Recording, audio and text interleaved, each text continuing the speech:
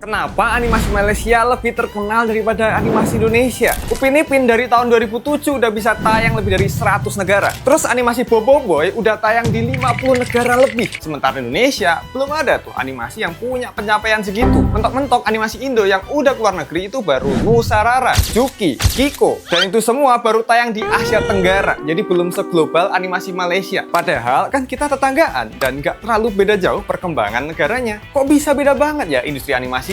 Apa karena Malaysia mulai investasi animasi lebih awal daripada Indonesia? Atau karena Indonesia kekurangan bakat animator? Atau jangan-jangan karena pemerintah Indonesia terlalu fokus ke hal yang lain, kayak AI, sampai lupa kembangin industri animasi? Ini tuh masalah yang urgent banget. Makanya aku, Lajunta, bakalan mencari jawaban di balik masalah ini dan berusaha buat nemu solusinya. Jadi tonton video ini sampai selesai. Sebenarnya Indonesia dan Malaysia itu gak beda jauh dari lokasinya yang tetanggaan, bahasanya, budayanya, makanannya, ya. Tapi rendang fix punya Indonesia ya. Bahkan Indonesia sama Malaysia tuh sama-sama punya sejarah sebagai negara yang dijajah. Jadi ya wajar aja dengan kesamaan ini banyak yang mempertanyakan kenapa animasi Indonesia kesannya kayak ketinggalan kalau dibandingin sama Malaysia. Menurut aku sih kalau soal skill kemampuan animasi enggak ketinggalan banget. Cuman emang animasi Malaysia jauh lebih terkenal. Padahal kalau kita lihat sejarah animasi di Indonesia, ternyata Indonesia terjun lebih awal loh daripada Malaysia. Iya, di tahun 1955 Indonesia udah ngerilis iklan layanan masyarakat dalam bentuk animasi, yaitu iklan Si Doel Memilih, karya Bapak Dukut Hendronoto bersama PPFN atau Pusat Produksi Film Negara yang sekarang jadi PFN. Dan Bapak Dukut inilah yang menyandang gelar sebagai animator pertama Indonesia. Sayangnya aku nggak nemu arsip video iklannya di mana, tapi dari berbagai sumber artikel dan jurnal yang aku baca, inilah awal mula animasi di Indonesia. Sementara Malaysia sendiri baru memulai melangkah di industri animasi tahun 1978 lewat FNM atau Film Negara Malaysia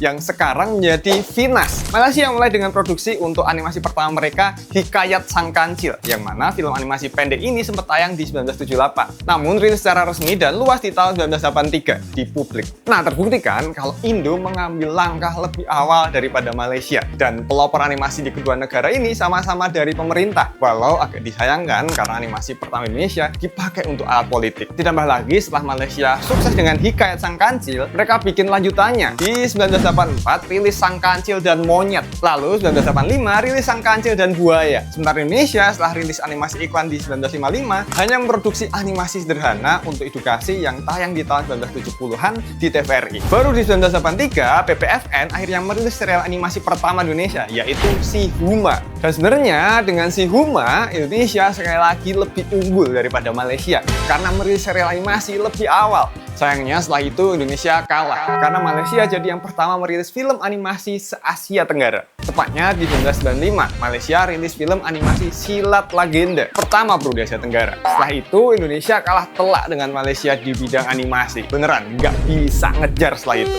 Tapi bukannya nggak bisa ngejar sih, tapi nggak ada support yang memadai Indonesia buat ngejar animasi di Malaysia.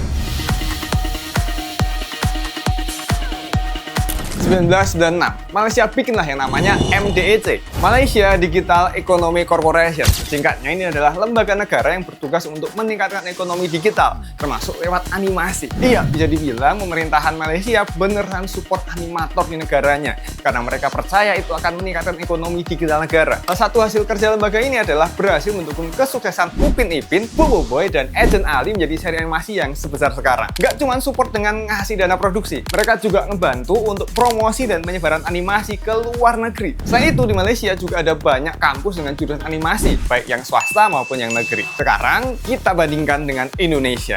Apakah Indonesia tidak punya lembaga yang support industri animasi yang bisa memberikan bantuan dana untuk produksi? Ada. Kementerian Pariwisata dan Ekonomi Kreatif dan PFN. Yang nggak cuma bantu pendanaan, tapi juga bantu promosi internasional. Ada juga AINAKI, lembaga hukum independen yang jauh lebih fokus untuk support animator Indonesia. Terus kenapa animasi Indonesia nggak bisa terkenal animasi Malaysia yang tayang secara global? Apa karena kekurangan animator dengan skill dewa? Enggak. Ada banyak juga animator dalam negeri yang kerja di studio animasi luar negeri. Bahkan ada ada banyak instansi pendidikan yang memiliki jurusan maupun pelatihan animasi. Nah, ada jurusan animasi di STMM yang merupakan kampus negeri di bawahnya Komdiki langsung. Jadi nggak cuma punya animator dengan skill mumpuni, tapi Indonesia mampu untuk menciptakan para animator tersebut. Cuma sayangnya Malaysia udah lebih dulu mensupport animatornya. Sementara Indonesia sepertinya baru-baru ini mulai melirik industri animasi sebagai peluang. Jadinya ketika Malaysia punya banyak studio animasi besar dengan dukungan pemerintah, kebanyakan di Indo cuma studio independen kecil yang tidak bisa bertahan lama maupun menciptakan sebuah karya yang terkenal. Ditambah dengan masyarakat Indo dari dulu kebiasaan nonton kartun atau anime di TV. Jadinya pas ada animasi lokal yang tayang TV, banyak yang nganggep animasinya jelek lah, kaku lah,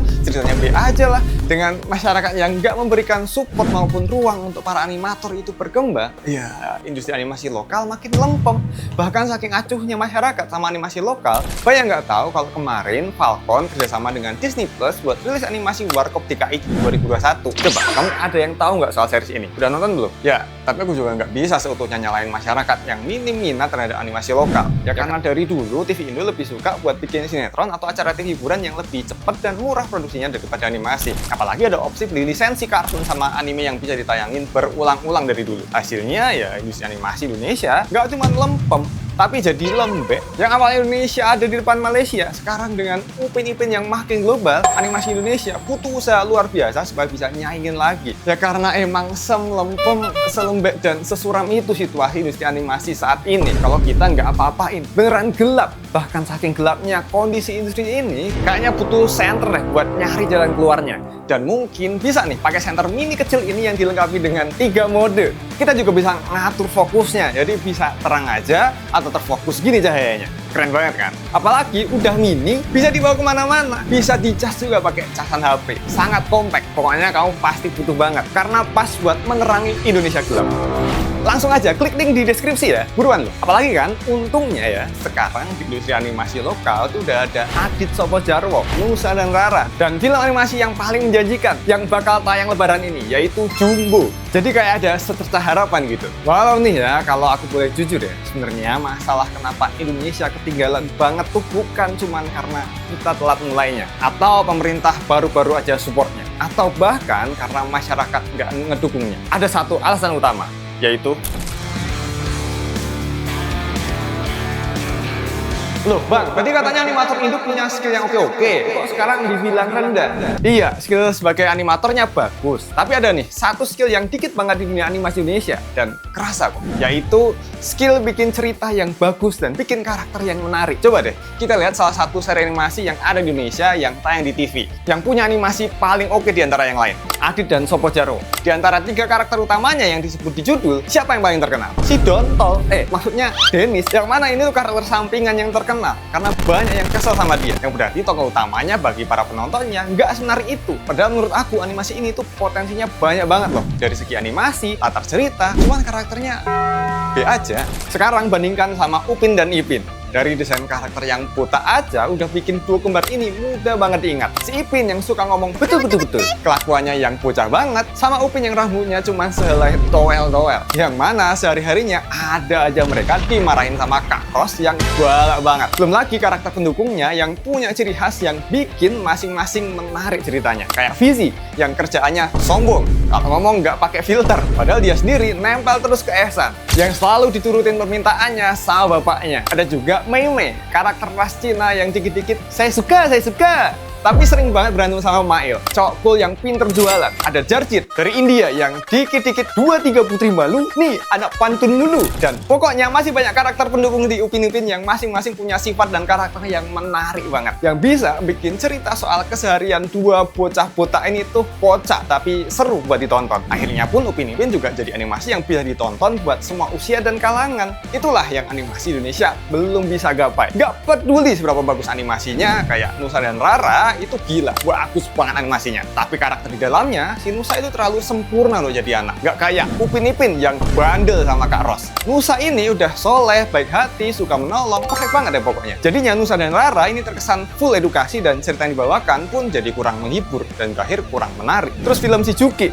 sayang banget, itu bukan film animasi yang bisa dinikmati semua usia dan kalangan dengan jokes-jokes di dalamnya. Gini, aku kasih bukti-bukti seberapa pentingnya punya karakter yang kuat dan relate di sebuah animasi. Lihat aja di Malaysia, ada banyak animasi terkenal dari sana. Tapi kalau kita bandingnya Upin Ipin sama Boboiboy, masih menang Upin Ipin buat ketenarannya. Kita bandingkan sama Agent Ali, Pecamato, atau animasi Malaysia lainnya, masih lebih terkenal Upin Ipin. Karena emang Upin Ipin itu punya cerita, karakter utama, dan karakter pendukung yang menarik dan memikat banget buat ditonton. Karena emang, sekali lagi, di animasi, sepenting itu punya tokoh yang menarik untuk mendukung ceritanya. Bukti dari kekuatan tokoh utama yang menarik adalah kita semua lebih kenal SpongeBob dibandingkan dengan ratusan bahkan ribuan animasi Amerika lainnya kan. Ya karena karakter kotak kuning dengan ketawanya yang kayak gini itu tuh memikat banget buat diikuti ceritanya dan jauh lebih mudah diingat. Makanya nih, dengan pemerintah kemarin bikin iklan AI, makin banyak masyarakat yang melek soal animasi lokal. Aku jadinya punya harapan kalau bentar lagi akan ada titik balik untuk industri animasi di Indonesia. Dari animator makin semangat untuk berkarya untuk membuktikan kualitas mereka di atas AI, sampai generasi muda yang kepingin buat terjun ke dalam dunia animasi. Tapi itu semua percuma kalau nggak ada yang bisa bikin cerita dan karakter yang bagus. Alias, kalau mau maju ke depannya, industri animasi Indonesia harus melakukan perubahan. Sebenarnya keadaan animasi Indonesia melempem saat ini ya bukan karena asal negaranya Indonesia yang pemerintahnya bikin iklan pakai AI, bukan ya. Bukan juga karena pemerintah supportnya kurang. Iya, emang ada lembaga yang bisa bantu, tapi bukan rahasia lagi kalau sistem lembaga pemerintah kita tuh agak unik. Jadi sepertinya banyak animator yang udah malas duluan buat reach out lembaga pemerintah buat minta dana. Bukan juga melempem karena masyarakat nggak support ya, atau karena animasinya jelek, tapi karena emang jelek ceritanya. Coba, kalau ceritanya jelek, siapa juga yang mau nonton lama-lama? Mending nonton yang lain kan? Aku bilang jujur begini karena aku prihatin sama animator Indonesia dan aku nggak bisa bikin animasi, tapi aku suka banget nonton film animasi. Makanya dengan aku jujur, aku berharap jadi makin banyak penulis cerita dan karakter desainer yang terjun ke industri animasi. Harapan aku sekarang ada di Jumbo, karena waktu aku lihat trailernya nggak cuma animasinya yang bagus, tapi dari premis ceritanya dan karakternya itu kelihatan menarik buat ditonton. Dan aku jadinya punya harapan kalau Jumbo ini bakal jadi patokan para animator lain di Indo. Kalau animasi tuh nggak melulu harus soal cerita yang penuh moral, yang dekat dengan budaya Indonesia lah, yang ada unsur budayanya lah, tapi harus bikin cerita dan karakter yang semenarik mungkin buat ditonton. Ada alasannya sendiri kenapa Naruto itu lebih menarik daripada Boruto kan? Karena karakternya Naruto lebih menarik daripada Boruto. Nggak percaya? Nih, nonton videoku yang ini nih, buruan. Dan kamu bakal tahu betapa ampasnya Boruto.